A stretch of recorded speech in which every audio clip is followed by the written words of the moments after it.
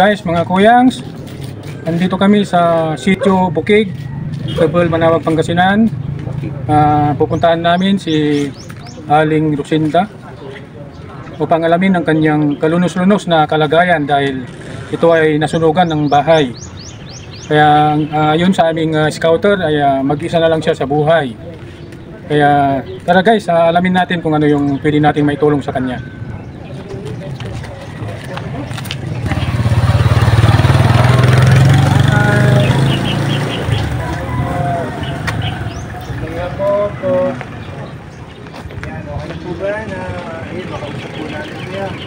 Ano ulit yung pangalan nila? Erlinda po. Erlinda. Wait po, kamusta naman po kayo dito? Ilan taon na po kayo ulit? 55. Wala po kayong kasama dyan sa bahay niyo po? Pero meron po kayong mga anak o asawa? Wala na akong asawa po, pero may anak po ako. Asan po sila ngayon? Doon sa Pugaro po. Karongga. Dito rin po yan sa Manawag? Opo. Ayan. Ano po yung yan po yung bahay niyo bale? Yan po kayo nakatulog? Opo. Ayan. Pero pong yung lote po niyan, kanina po yan? Kapatid ko po. Sa kapatid niyo po. So, pinatitira po kayo diyan. Ayan. Ano po naman po yung pinagkakakitaan niyo para po sa pang-araw-araw? Naghugas po ako ng lahat. Saan po yan? Sa karinderya? Or... Karinderya po.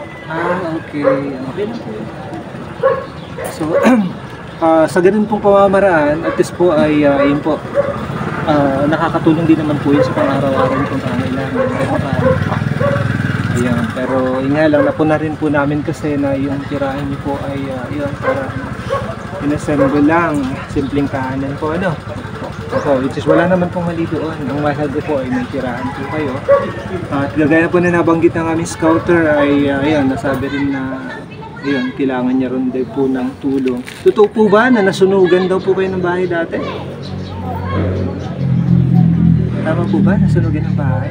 Hindi ko naman sinunog po, sir. Hindi po. Ang tanong ko po, hindi ko naman po sinabing na kayo po nagsunog. Pero nasunugan po kayo dati. Yun, guys, nasunugan si nanay dati ng bahay.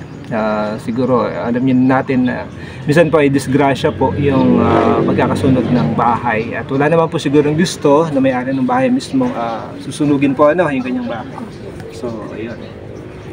And then, paano naman po yung yung tawag to, yung kagaya po, yung kuryente po, may gamit po kayong kuryente dyan? Wala po. So, ibig sabihin gumagamit po kayo ng lampara. Kandila. Kandila. Okay. Yun pong tubig. Paano may tubig? Nag-ibig po. Okay. Sa mga po, tawag to, defuel po yung tubig po dito. Ayun. So, yan yung kalagayan ni nanay.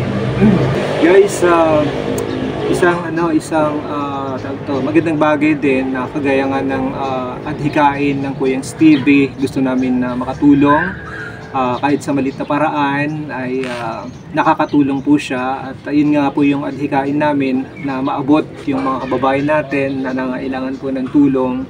At sa pamamagitan po ng pag-vlog namin ay yun, ipapaabot po namin yung kahit munting tulong sa mga nakakausap po natin. At gaya po ni nanay ay deserve naman po siya na tulungan dahil ang kalagayan po niya ngayon ay nagsusolo po siya sa buhay ngayon. Kahit na po may mga anak siya pero nasa iba-ibang lugar na rin. At may pamilya po ba? Yung mga anak niya na rin? May dalawa po. Ayun, ibang anak po niya ay may pamilya na rin po. At kaya dyan po siya nakatira sa bahay niya, nagsusolo po siya. At ganun din ay yung kanyang resources ng kagaya ng kuryente ay wala po, kandila lang daw po yung ginagamit niya. At yung kanyang tubig naman ay may naiigiban naman po dito na galing ito sa deep well. Dahil alam naman natin na sa probinsya ay yun yung source ng tubig nila kadalasan, yun sa deep well po. So, ayan. Ano po gustong masasabi sa mga sinabi mo? Meron ba kayong gustong sabihin sa ating mga viewers? Nakikinig sila ngayon, pinapanood po tayo sa aming Channels TV. Sige po, magsalita po kayo kahit ano man ang gusto niyong sabihin. Walang salita, maraming kwan sa akin dito, sir. May ng mukha. Ay, Hindi ako makasalita kasi maraming tao dito masamang paningin sa akin po. Sa ngayon po, yung maitutulong lang po namin sa inyo na ipagdasal nyo po yung mga tao na may mga hindi magandang paghusga sa inyo. Hinuhusgahan po kayo ng hindi sa palagay mo hindi naman totoo. Pero yun, ipapasa Panginoon po natin yung bagay na yun. So mamaya, pag-usapan pa natin ang mga bagay na yun. Pero gusto namin ipaabot sa iyo na mayroon kaming kunting bagay na ipaabot sa iyo pansamantalang tulong at naniwala kami dahil sa kalagayan mo ay ito siguro yung umpisa. Tutulungan ka namin at hanggang sa may kaya kaming ikakatulong sa iyo ay tutulungan ka namin. So mayroon kaming dalang dyan, grocery, konting grocery at konting cash. So bibigay namin sa inyo. Okay lang po ba sa inyo yun? So yun, bibigay namin sa iyo yung mga grocery. Pakikuha, Brother Joseph. Ayun, Nay, napuna ko rin, Nay, na parang inuubo po kayo. Ano yun, matagal na po ba yan? Ubo na nararating po.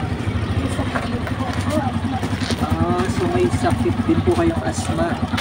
Ayun, kaya po pala, ano. So, yun po. Ito po yung mag-unbox po tayo. Mag-unbox po tayo. Mag-unbox po na. Sana po yung mga services dito. Kunting bagay na po siya.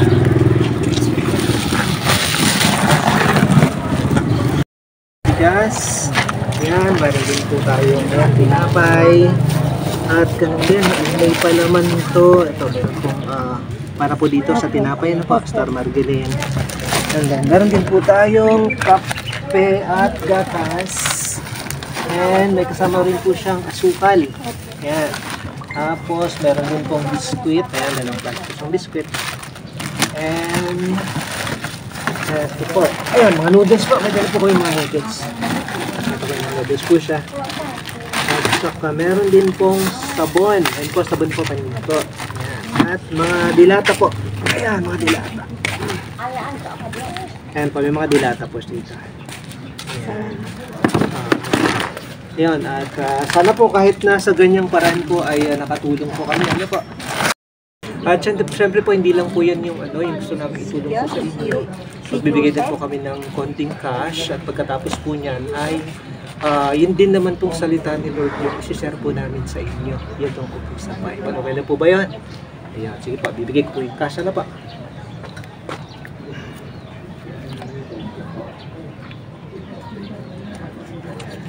Ito pa, tanggapin niyo po ito. 1K. Ayan. Ano pang gusto niyo sabihin? Ayan. welcome po. Lakasan nyo lang po yung loob nyo. Huwag kayong mawalan ng pag-asa na mabuhay dito sa mundong ito. At saka po baka po may gusto po kayong sabihin sa mga viewers po natin, yung mga nanonood po. Baka may gusto po kayong sabihin. Hindi na po, may kaawayin na lang po. Okay. So, yun guys, muli ay nagpapasalamat tayo kasi kahit paano po ay meron naman po tayong natulungan. Yan, kahit sa maliit lang na pamamaraan na meron tayo ay nakatulong po tayo. At kami nagpapasalamat muli at hinihingi namin muli yung inyong suporta sa aming YouTube channel. Ito yung Kuyang's TV. Palike lang po and share and papalo na rin po ng aming channel. At ganun din ay sa pagpapanood nyo po ng mga videos namin at sa hindi nyo pag-skip ng mga ads sa inyong mga phone screen ay makakatulong po ito ng malaki sa hikain po namin makatulong po sa iba. So yan, shoutout muli sa ating CLE family or CLE Philippines, Christ Life Assembly, sa lahat ng ating mga kapatid na sumusuporta. Maraming salamat sa inyo. Ayun, hanggang sa muli mga kapatid, kami muli ang Kuyang's TV. Kuyang Herman, Kuyang Joseph, and Kuyang Ray. Sana sa mga vlogger din dyan, humingi din kami ng suporta sa inyo. Vlogger sa buong Pilipinas, sa buong mundo. ito, yung charity vloggers, sa lahat po nagka-charity vloggers po sa Pilipinas, suportahan po natin sila kasi malaki po yung yaambag po nila sa ating mga kababayan para po matulungan yung mga nangangailangan po ng tulong natin. So yun, maraming salamat guys. Hanggang sa muli. Bye-bye. Bye-bye.